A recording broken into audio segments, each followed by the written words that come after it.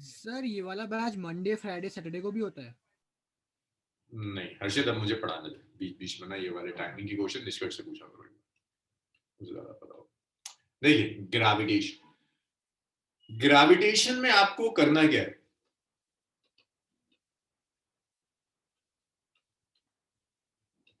मास की बहुत inherent property है कि अगर आपने कहीं भी दो मासेस ले लिए तो ये दोनों मासेस एक दूसरे को अट्रैक्ट करेंगे और कम से कम अट्रैक्ट करने की कोशिश करेंगे अगर आपको अट्रैक्ट करते हुए नहीं दिख रहे। लाइक आपकी अगर टेबल पर एक पेन रखा है और आपका मोबाइल फोन रखा है, कॉन्टिन्यूअसली आपका पेन और मोबाइल फोन एक दूसरे को अट्रैक्ट करने की कोशिश कर रहा है। नहीं कर पा रहा अर्थ की वजह से, वो एक अलग बात है, लेकिन वो कोशिश कर रहा है। आप उसके नीचे से अर्थ निकाल दो, पेन और मोबाइल फोन अट्रैक्ट होकर एक हो जाएंगे। जैसे मैग्नेट का नॉर्थ और साउथ पोल अट्रैक्ट करता है, ऐसी दो मासेस एक दूसरे को अट्रैक्ट करेंगे। And this phenomena is universal. Like आप अर्थ की सरफेस पर रख दो तब भी अट्रैक्ट करेंगे, आप अर्थ के बाहर ले जाइए अपने सोलर सिस्टम में तब भी अट्रैक्ट करेंगे, आप गैलेक्सी से बाहर निकाल के ले जाओ, कहीं दो मासेस ले लो, एक दूसरे को अट्रैक्ट जरूर करते हैं। और ये अट्रैक्शन एक ही तरह का है। लाइक अर्थ की सरफेस पर भी अट्रैक्शन वैसी होगा मासेस में, एयर में भी वैसी होगा, वाटर में भी वैसी होगा। मीडियम चेंज करने से अट्रैक्शन पे फर्क नहीं पड़ता। अट्रैक्ट करने का मतलब है कि ये एक दूसरे पर एक फोर्स अप्लाई कर रहे हैं, which is gravitational force. This force is known as gravitational force. ये gravitational force आपको स्टडी करनी है। Rashad, irrespective of material? जी रशाद, बिल्कुल irrespective of material। क्या मटेरियल है वो मैटर नहीं करता, हमेशा एक फोर्स एक्ट करेगी जिस फोर्स को हम ग्रेविटेशनल फोर्स कहते हैं। वाटर, एयर, किसी भी मीडियम में आप रख दीजिए, फोर्स परफेक्ट नहीं पड़ेगा। तो आपको ये फोर्स स्टडी करनी। इस फोर्स को स्टडी करने के लिए कई थ्योरीज आई टाइम टू टाइम। जो दो प्रोमिनेंट थ्योरीज हैं, the first one is Newton's law of gravitation.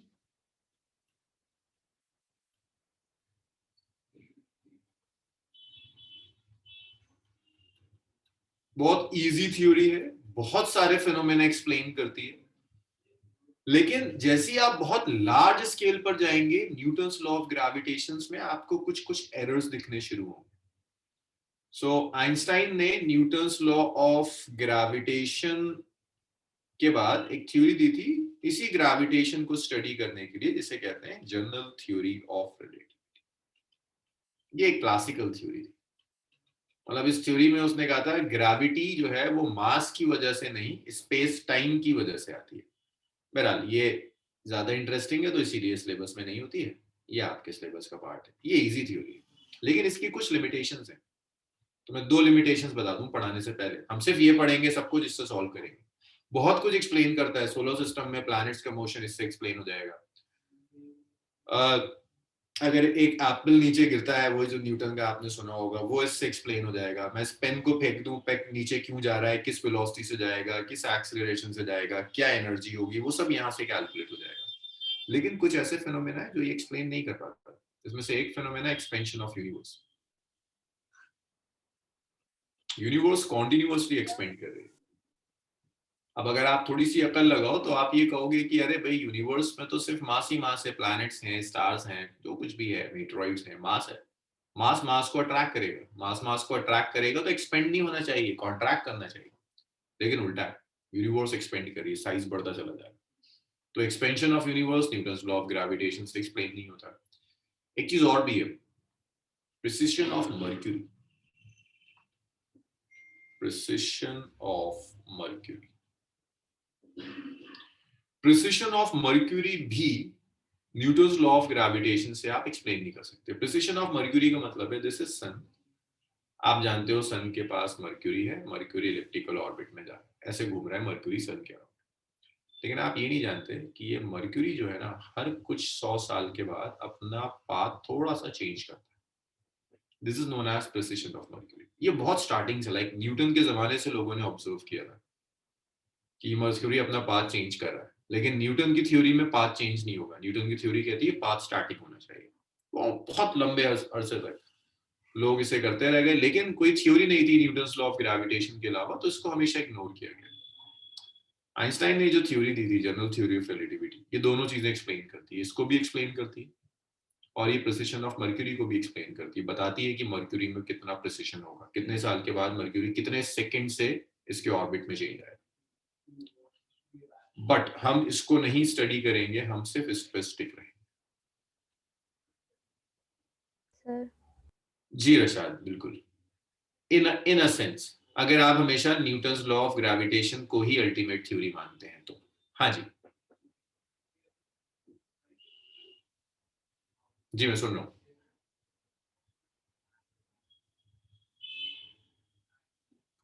इसे लिख लीजिए, ये इंट्रोडक्शन था, अब हम कहानी शुरू कर देते हैं सिलेबस की। सब सर जो ग्रेविटेशन फोर्स है वो अर्थ भी लगा रही है और जो उस पे बॉडीज हैं वो भी लगा रहे हैं, तो वो तो डिफरेंट होता है ना। लेकिन मास तो सब में है ना। यस सर, अभी आपने बोला मास पे डिपेंड नहीं करेगा।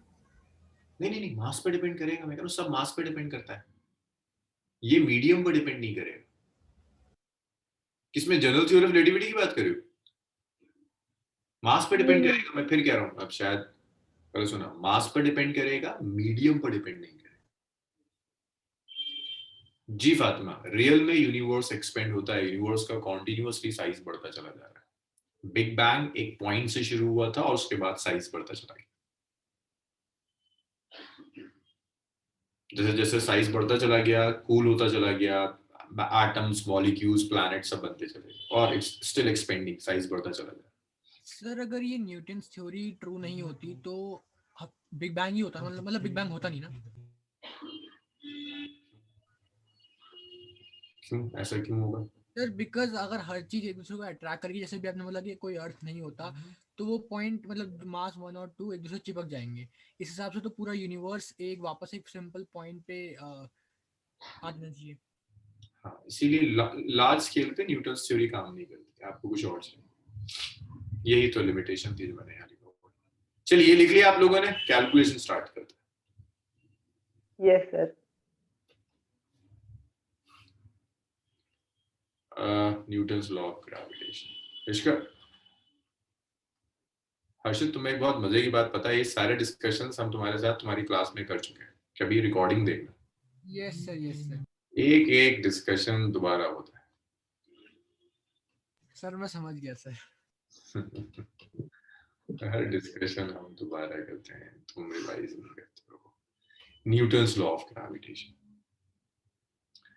रशाद देखो, एक्सेप्ट हर थ्योरी की ना एक लिमिट होती है ना, small scale it's a very well defined theory, very well tested theory, अच्छा रिजल्ट देती है। लाइक प्लैनेट्स रिवॉल्व कर रहे हैं, टाइम पीरियड, प्लैनेट्स की फ्रीक्वेंसी, एनर्जी, सब कुछ न्यूटन्स लॉ ऑफ ग्रेविटेशन से बहुत एक्सैक्ट आता है। पर जैसे आप लार्ज स्केल पर जाएंगे, लाइक आप गैलेक्सी के भी बाहर जाएंगे, तो फिर आपको एरर्स मिलेंगे।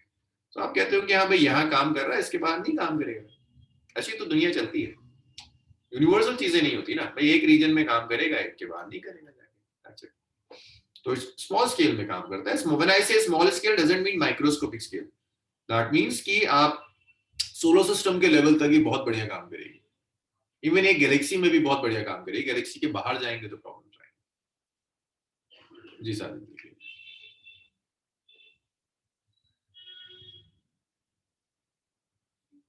जी जी फातिमा, ये लिमिटेशन ऑफ न्यूटन्स लॉ है।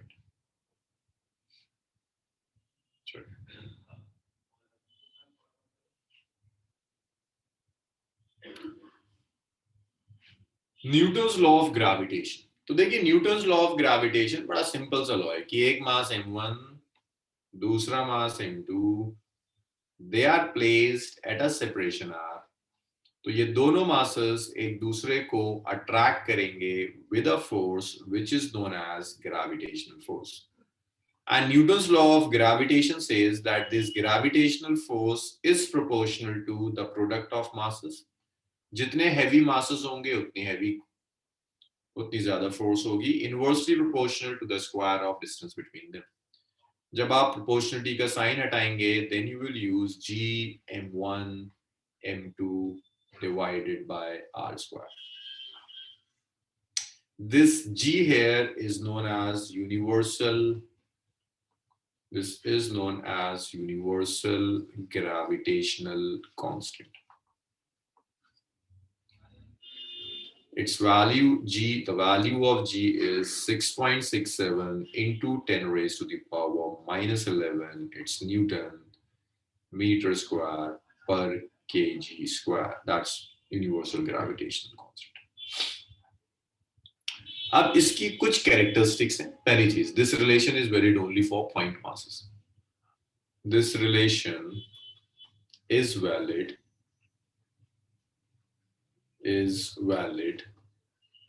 only for point masses or spherical mass distribution.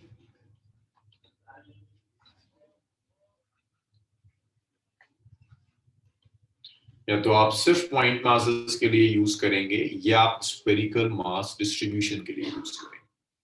या तो पॉइंट हो या स्फीयर, बस उसके अलावा किसी के लिए आप ये यूज नहीं कर सकते. अगर पेन है तो इसके लिए आप क्या करोगे, एक स्मॉल एलिमेंट के लिए फोर्स निकालोगे और फिर इंटीग्रेट करोगे.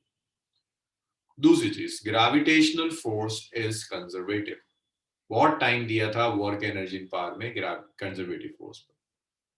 तो gravitational force is conservative. It's an example of conservative force. एक और चीज याद रखिएगा, this force is independent of medium. Formula same रहेगा हर मीडियम में, is independent of medium. Air में रखो, पानी में रखो, फॉर्मूला सेम आएगा, फोर्स सेम होगी, वेट पर इफेक्ट नहीं पड़ता. इतना लिखिए. फिर जरा सा कुछ चीजें और देखते हैं, छोटी छोटी चीजें हैं, डिस्कस करते हैं. एप्लीकेशन बेस्ड टॉपिक है, मैं थोड़ा सा तेजी से लेके चलूंगा, ये मानते हुए कि अब तक की फिजिक्स आपको आती है, थोड़ा तेजी से जाएंगे.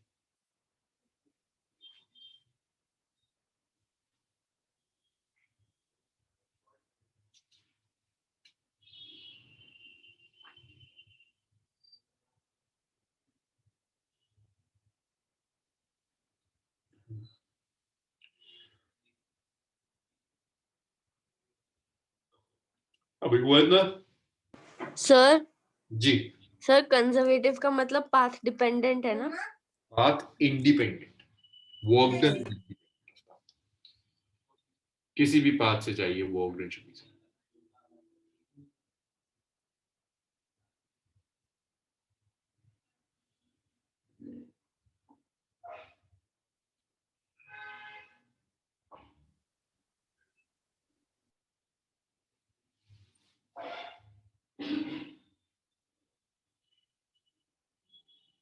नहीं फातिमा, बिल्कुल नहीं. सेंटर ऑफ मास को यूज कर आप नहीं यूज कर सकते. वो रिलेशन ग्रेविटेशनल फोर्स के लिए नहीं है. सेंटर ऑफ मास का कॉन्सेप्ट हमने पढ़ा था ट्रांसलेशन स्टडी करने के लिए. अरे प्रसाद कहाँ चले गए थे, कहाँ चले गए थे? सुनो, पहला है ये रिलेशंस आप तभी यूज करेंगे जब आपके जो दोनों मासेस हैं वो पॉइंट मासेस हैं या फिर स्फीयर है. ये पेन लूंगा, इस पेन के लिए आप ये फॉर्मूला यूज नहीं कर सकते क्योंकि ये पॉइंट मास भी नहीं है, स्फीयर भी नहीं. अगर पेन के लिए आप यूज करना चाहते हैं तो आप पेन का एक स्मॉल एलिमेंट लेंगे और पूरे पेन के ऊपर इंटीग्रेट करेंगे.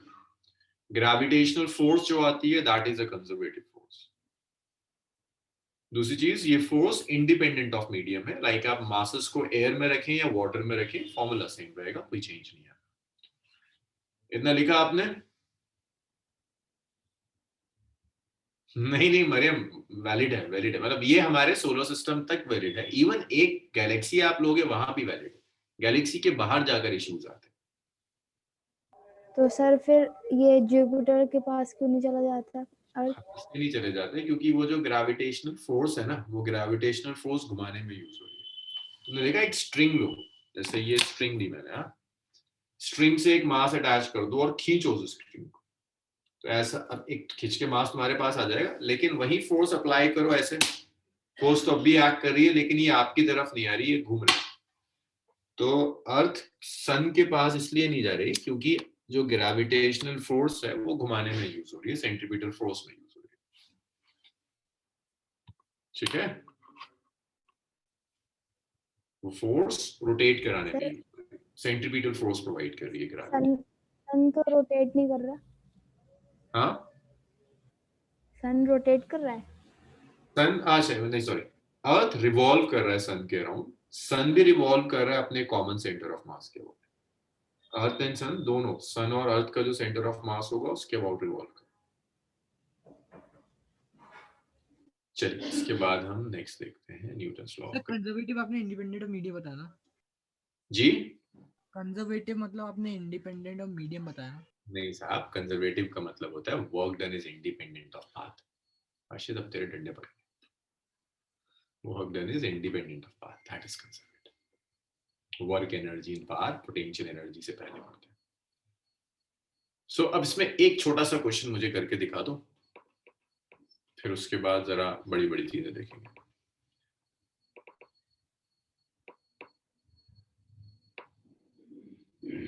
अच्छा अभी नहीं कर सकते क्वेश्चन, अभी तो नहीं होगा, सुपरपोजिशन प्रिंसिपल के बाद ही कुछ करा पाऊंगा। अच्छा इसके बाद एक थ्योरम आती है यहाँ पर, पहले सुपरपोजिशन प्रिंसिपल।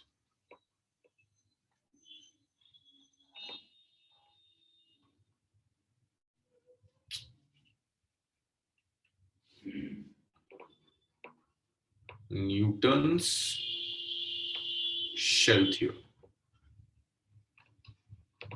देखिए मैं शेल थ्योरम को प्रूफ नहीं कराऊंगा, सिलेबस में नहीं है, लेकिन आपको इसका स्टेटमेंट पता होगा। हम ग्रेविटेशनल फोर्स का फॉर्मूला जो सिर्फ पॉइंट मास के लिए वैलिड है, ये है पॉइंट मास के लिए, लेकिन मैं यहां लिख रहा हूं कि स्फेरिकल के लिए भी यूज कर सकते हैं। ये बेसिकली शेल थ्योरम की वजह से। तो देखो शेल थ्योरम के कई स्टेटमेंट्स हैं। पहला statement, if point is placed outside the sphere. Sir कोई और शेप हुई तो कैसे फाइंड करेंगे? सीखेंगे बच्चे, इंटीग्रल करेंगे ना, स्मॉल मास लिया करेंगे, स्मॉल एलिमेंट dx। अब तो तुम सब सीख गए हो, सब कुछ आता है तुम लोगों को। याद है ना पॉइंट मास कैसे लेते हैं, मोमेंट ऑफ इनर्शिया तुमने से आपको वैसे। तो ये आपका स्फीयर है और ये आपने बॉडी को बाहर रख दिया। इसका मास m1 है, इसका मास m2 है, सेंटर टू सेंटर सेपरेशन। तो अब इसके ऊपर फोर्स चाहिए m2 पर। m2 तो पॉइंट मास है, जस्ट अ पॉइंट, लेकिन m1 पॉइंट मास नहीं है, इट्स अ स्फीयर। तो शेल थ्योरम कहती है अगर मास बाहर रखा है तो ये वाला मास कुछ ऐसे बिहेव करेगा कि इसका सारा का सारा मास इसके सेंटर पर कॉन्सेंट्रेटेड है। तो आप इसको रिप्लेस कर सकते हो by a mass m1 placed at the centre, और ये तो आपका पॉइंट मास था m2, separation between them is r। तो आप लिख सकते हैं कि यहां जो ग्रेविटेशनल फोर्स होगी F, that gravitational force is G m1 m2 divided by r square. तो उसको मैं लिख भी रहा हूं, if point mass is placed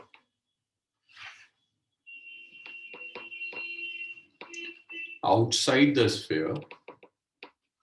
sir ऐसे तो हम जो रेगुलर शेप्स है उसका सेंटर ऑफ मास लेके कर सकते हैं। सेंटर ऑफ मास नहीं बचे, मैं वही कह रहा हूँ, सेंटर ऑफ मास में this is shell theorem.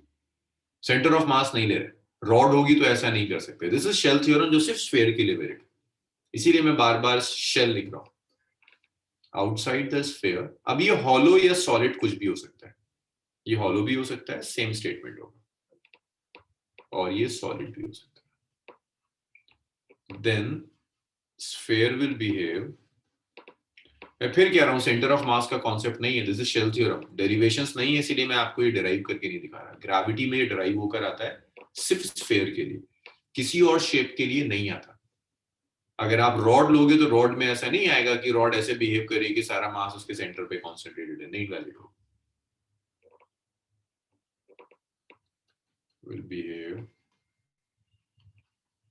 if whole mass is concentrated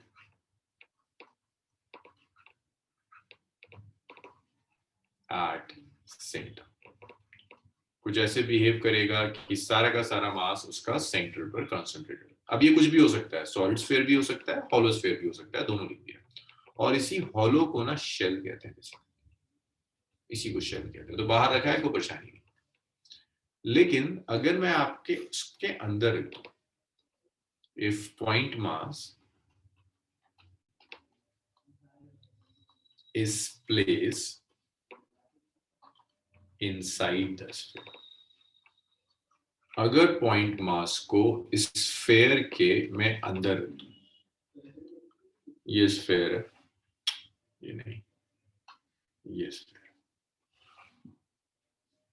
अब ये इंटरेस्टिंग रिजल्ट है, यहां मैंने रख दिया मास, अंदर उठा के रख दिया, ये मास m1 है, ये मास m2। तो इसको कुछ ऐसे समझो कि मैंने अर्थ ली, अर्थ में एक टनल खोदी और ये मास रख दिया। मैं कह रहा हूं अर्थ इसके ऊपर कितनी फोर्स अप्लाई करेगा, तो होगा क्या, अर्थ का जो टोटल रेडियस है यार, ये मास m2 अर्थ को दो सेक्शंस में डिवाइड कर देगा। एक वो सेक्शन जो इनसाइड m2 होगा, इनसाइड m2 निकालने का क्या तरीका है, सेंटर है स्फीयर का, m2 तक का सेपरेशन लिया आपने और एक स्फीयर ड्रॉ कर दिया, इसको कहते हैं इनर रीजन, और ये रीजन होगा आउटर रीजन। दो पार्ट्स में ये स्फीयर को डिवाइड कर देगा। ये जो आउटर रीजन है, बाहर जो है, ये m2 पर कोई फोर्स एक्सर्ट नहीं करेगा। m2 पर जो भी फोर्स आएगी वो सिर्फ और सिर्फ इनर रीजन की वजह से आएगी। अगर इनर रीजन में कोई मास नहीं है तो m2 कोई फोर्स एक्सपीरियंस नहीं करेगा, सिर्फ इनर रीजन इस पर फोर्स लगाता है। अब इसमें मैं आपको ये एक आर्गुमेंट ये हो सकता है कि देखिए, यहां वाला मास m2 को इधर अट्रैक्ट करेगा, ये वाला अगर मैं ले रहा हूं, ये जो आउटर रीजन, इधर आउटर रीजन वाला मास m2 को अपनी तरफ अट्रैक्ट करेगा, तो आउटर रीजन वाले मासेस की फोर्सेस एक दूसरे को कैंसिल कर देती है। इसीलिए कहते हैं कि आउटर रीजन फोर्स नहीं अप्लाई कर रहा, सिर्फ इनर रीजन अप्लाई कर रहा है। सो सॉलिड स्फीयर, उसको ऐसे लिखते हैं, एक और बार बता दीजिए आउटर वाला। एक बार फिर लिखते हैं, if point mass is placed inside the sphere, for solid sphere,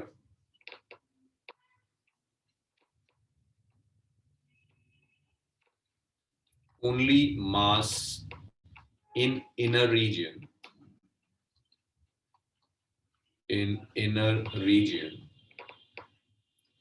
will exert force on m2। सिर्फ इनर रीजन में जो मास होगा वही होगा जो m2 पर फोर्स एक्सर्ट कर, और बाहर वाला जो आउटर रीजन वाला होता है ये m2 पर फोर्स एक्सर्ट नहीं कर सकता, सिर्फ वो एक्सर्ट करेगा जो इनर रीजन में होगा, सिर्फ ये m2 पर फोर्स एक्सर्ट।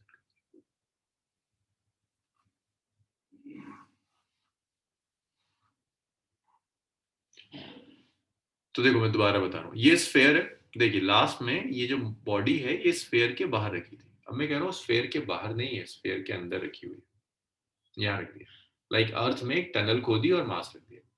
ये मास इस स्फीयर को दो रीजन में डिवाइड करेगा, एक इनर रीजन, एक outer reason.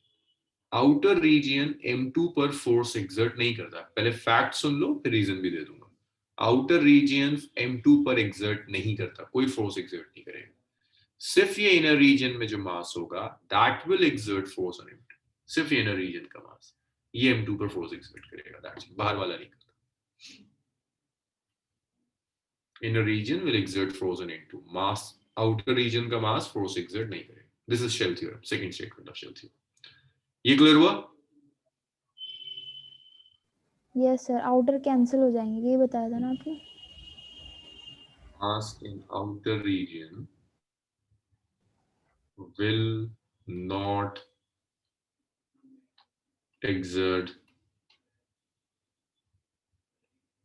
force on m2।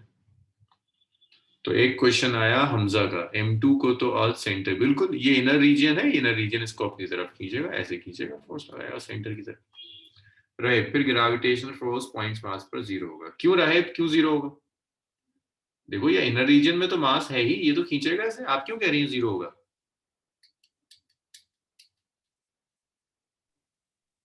ये वाला मास तो है, ये फोर्स एक्सर्ट करेगा, क्यों लग रहा है राहिब? क्योंकि अगर ये डाउट रहेगा ना राहिब तो आगे परेशानी आएगी। जैसे ही मैं एक्सेलरेशन ड्यू टू ग्रेविटी में डेप्थ वाला केस कराऊंगा आप अटक जाओगे। क्यों जीरो लग रहा है?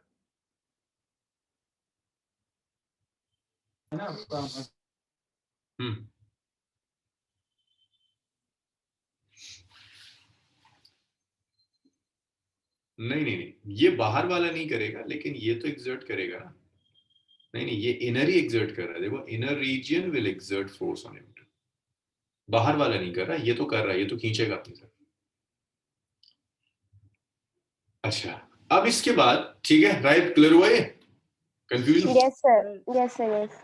सर अगर ये M2 O पे चला जाएगा तो कोई फोर्स ही नहीं करेगा, मतलब तो बात ही खत्म हो जाएगी। एग्जैक्ट, अगर ऊपर आ गया then there is no inner region, force would be zero. Exact. अब अगर मैं यहां पर M2 रख देता हूं, दिस इज और this is the shell, the shell hollow sphere। अब बताओ जरा मुझे, फोर्स कितनी होगी? इट्स अ hollow sphere, अंदर कुछ भी नहीं। 0। यस, 0 हो जाएगी force if point mass M2 is placed inside shell, क्योंकि अंदर कोई मास ही नहीं है तो कौन एक्सर्ट करेगा? Shell will not exert any force on point, ये कोई भी फोर्स एक्सर्ट नहीं। तो ये जो न्यूटन्स लॉ ऑफ ग्रेविटेशन है, ये सिर्फ पॉइंट मास के लिए वैलिड है। स्फीयर के लिए आप इसलिए यूज कर लेते हैं क्योंकि शेल थ्योरम आ जाती है। शेल थ्योरम नहीं होती तो आप स्फीयर के लिए भी यूज नहीं कर पाते। चलिए, और ये सेंटर ऑफ मास का कॉन्सेप्ट नहीं है, मैं फिर से कह रहा हूँ, दिस इज शेल थ्योरम, जिसकी वजह से आप स्फीयर के लिए यूज करते हैं। इतना लिख लीजिए, आगे बढ़ते हैं।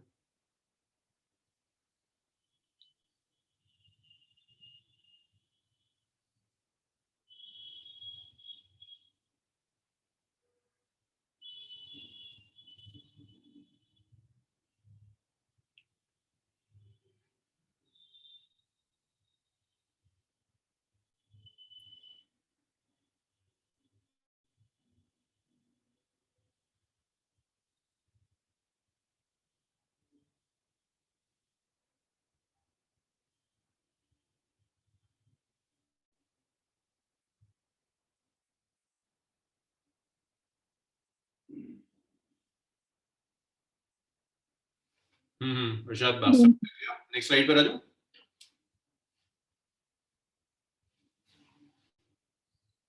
सर ए वाला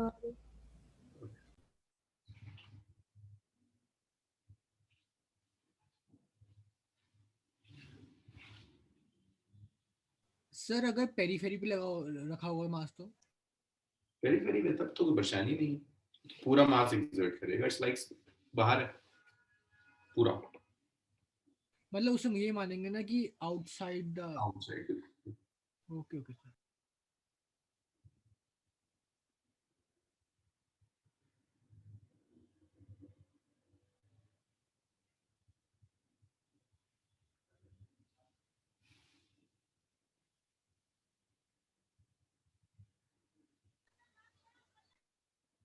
आपने वहाँ लिखा है place inside shell, shell will not exert. अच्छा, कोई नहीं है।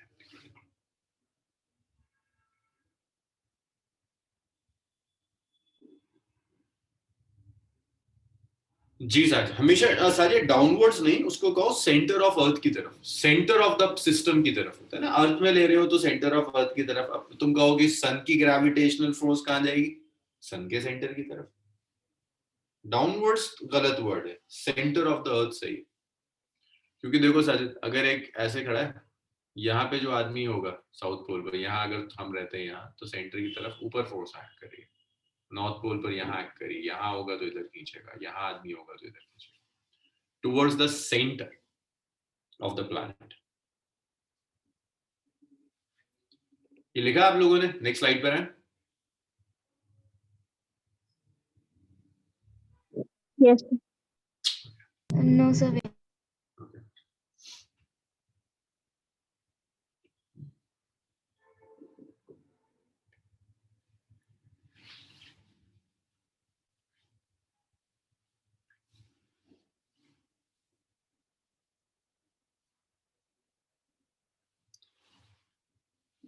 आउटर पोर्शन पर अलग फोर्स एक्ट करेगी, जो अंदर होगा वो अलग। आप ये कह रहे हैं कि बॉडी ऐसे रखी हुई है, यस इसके सर। लिए इनर वाला केस आएगा, इसके लिए आउटर वाला केस आएगा। तो बॉडी को दो पार्ट्स में डिवाइड करना पड़ेगा। Okay sir. चलो नेक्स्ट इज सुपरपोजिशन प्रिंसिपल। अच्छा टाइम नहीं बचा कि मैं सुपरपोजिशन डिस्कस करूं, नाम लिख के छोड़ देते हैं। सुपरपोजिशन प्रिंसिपल, इसे मैं कल कंटिन्यू करूंगा, लेकिन मुझे कल वेक्टर्स चाहिए आप लोगों को। कल की क्लास में resolution, parallelogram law, resolution use कर 2-3 वेक्टर्स कैसे ऐड करते थे वो सब आना चाहिए। मैं बहुत थॉरोली यूज करूंगा।